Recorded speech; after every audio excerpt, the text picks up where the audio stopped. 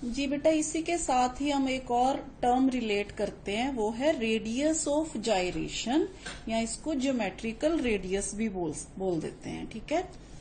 हाँ जी बेटा, अब रेडियस ऑफ जायरेशन क्या है? अभी हमने मूवमेंट ऑफ इनर्शिया तो देख लिया, तो रेडियस ऑफ जायरेशन में क्या है? मान लीजिए बेटा, a body of mass m is rotating and it's movement of inertia is I।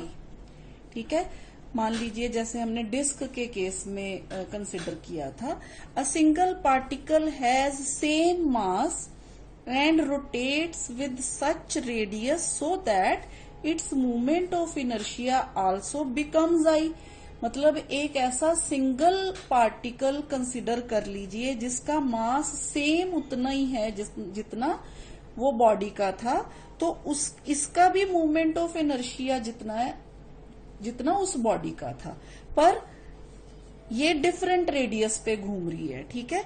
In this case this radius of single particle is radius of gyration k of that body. ठीक है।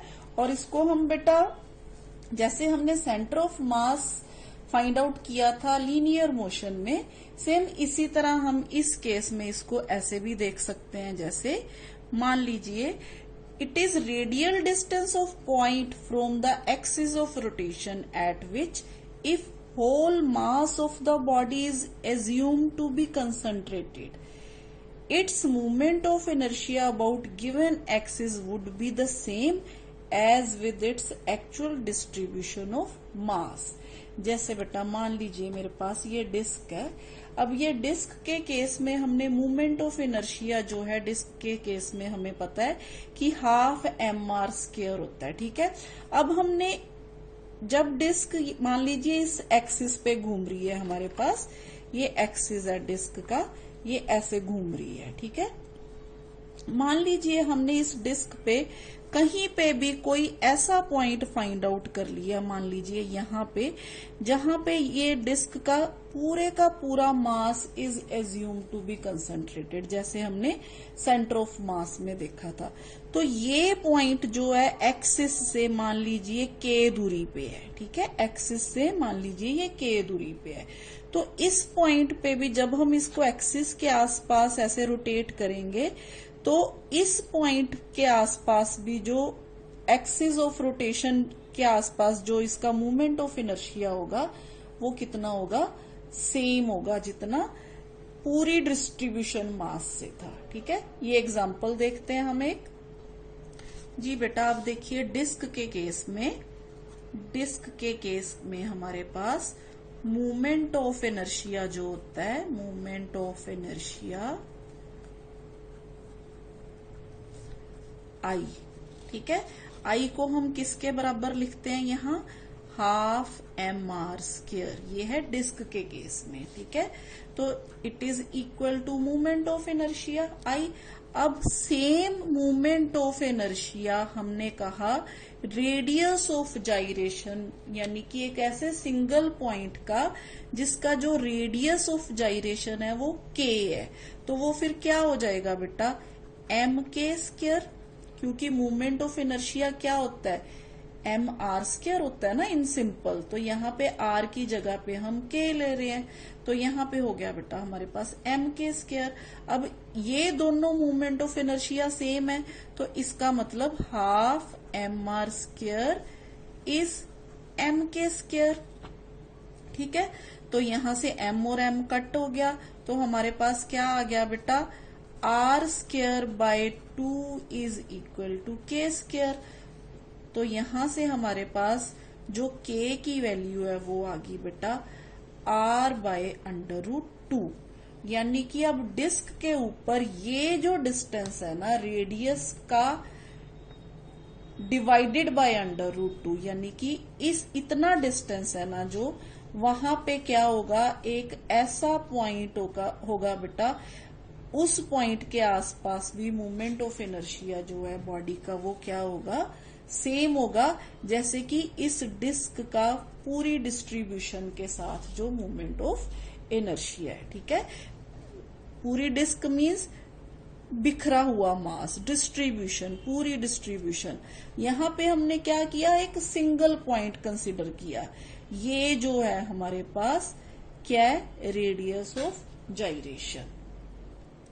Same इसी तरह से बेटा एक और example ले लेते हैं। हमने थिन रॉड के केस में देखा था,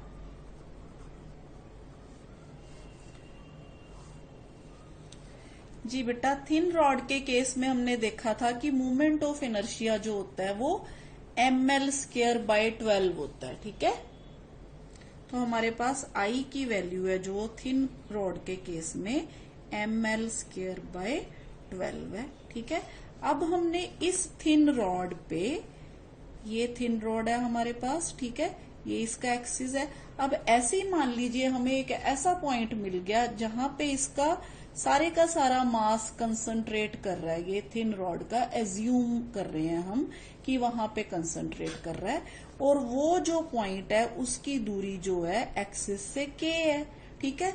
तो फिर उस केस में ये पॉइंट है जो, इस केस में जो उसका मूवमेंट ऑफ इनर्शिया हो जाएगा वो क्या हो जाएगा, mk², ठीक है। तो बेटा अब दोनों मूवमेंट ऑफ इनर्शिया हमने कहा सेम होने चाहिए, मास भी सेम और मूवमेंट ऑफ इनर्शिया भी सेम। अगर ये दोनों सेम है तो हमारे पास mk² is equal to ml²/12 हो गया। तो यहां से बेटा हमारे पास m और m कट हो गया, k² is equal to l²/12 हो गया। तो k की वैल्यू क्या आ जाएगी यहाँ पे हमारे पास, in case of thin rod k is equal to l/√12। Clear है बेटा। तो ये है बेटा हमारे पास रेडियस ऑफ जाइरेशन निकालने का मेथड। जी बेटा अगर हमने k के लिए एक्सप्रेशन निकालना है तो मान लीजिए मेरे पास बेटा ये एक रिजिड बॉडी है, मान लीजिए ये सारे मासेस जो हैं रिजिड बॉडी है जिसमें m ये n नंबर ऑफ मासेस हैं, ठीक है, पार्टिकल्स है, यानी कि जिनका मास क्या है बेटा m है। तो हर एक का जो एक्सिस से डिस्टेंस है वो डिफरेंट डिफरेंट है। मान लीजिए इसका r1, इसका r2, इसका r3 सो ऑन rn, ठीक है।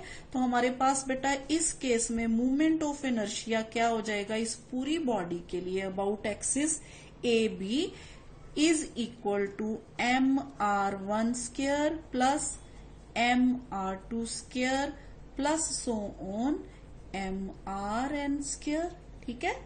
तो यहां से बेटा एज मास इज सेम तो मास को हम कॉमन ले लेते हैं, तो r1² plus r2² plus so on rn², ठीक है। अब हमारे पास बेटा यहाँ नंबर ऑफ मासेस है ना, तो हमारे पास अगर मैं यहाँ पे m इंटू n कर दूं और यहाँ पे भी r1² plus r2² plus so on rn² divide भी n से कर दूं तो कोई फर्क तो नहीं ना पड़ेगा इस इक्वेशन में। अब ये जो टर्म है बेटा ये क्या, सारे मासेस को मिला के टोटल मास बन जाता है। तो ये टर्म आ गई बेटा हमारे पास कैपिटल M, ठीक है। तो ये टर्म अगर कैपिटल M है तो ये as it is r1² plus r2² plus so on rn² by n, ठीक है। ये आ गई हमारे पास equation.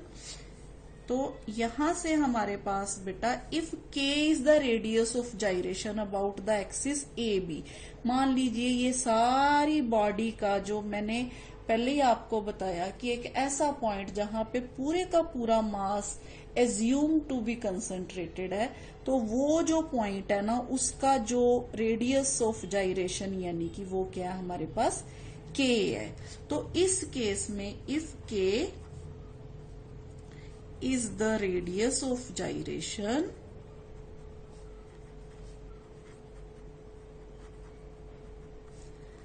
about the axis, axis हमने वही लेना है, about the axis AB, then हमारे पास I क्या हो जाएगा बेटा mk² अगेन, ठीक है।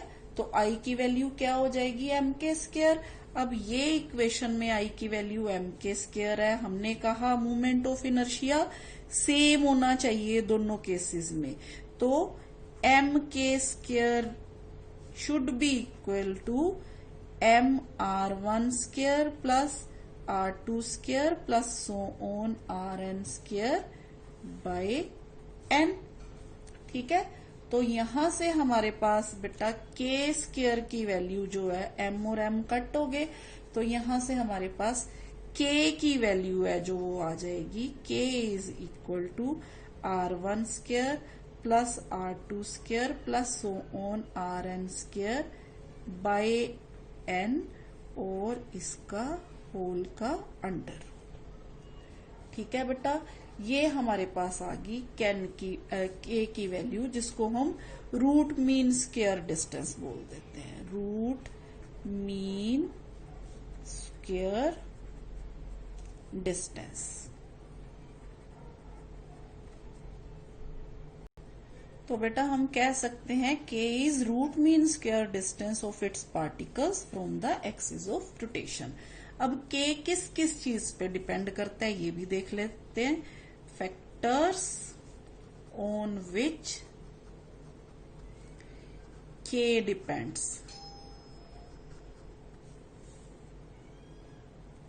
ठीक है, तो बेटा के डिपेंड्स करता है एक position and direction, position and direction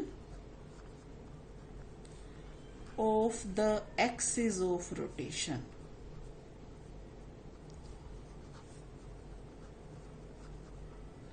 ठीक है, और ये किस पे डिपेंड करता है? Distribution of mass about the axis of rotation. ठीक है, distribution of mass about the axis of rotation. तो ये था बेटा हमारा मोमेंट ऑफ इनर्शिया और रेडियस ऑफ जाइरेशन।